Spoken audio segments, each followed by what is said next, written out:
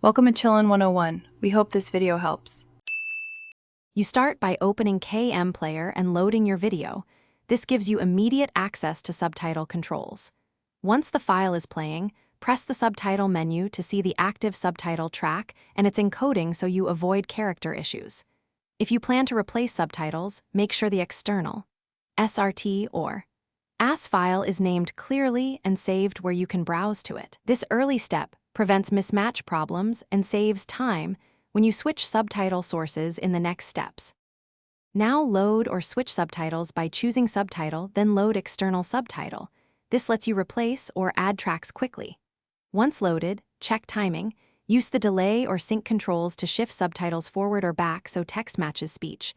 Small increments matter. Then open subtitle settings to tweak font, size, and color. You want legible text against varying backgrounds. These adjustments are how you ensure accurate display and comfortable reading, and they explain why each visual option affects comprehension. Finish by saving preferences or setting the chosen subtitle as default so future videos use the same track and style. This saves repeated setup.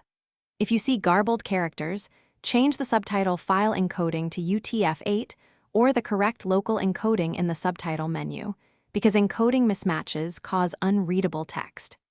If settings don't apply, restart Kmplayer to force a reload. This final tip resolves most stubborn issues and explains why a restart often fixes. Thanks for watching. Consider subscribing if we helped you.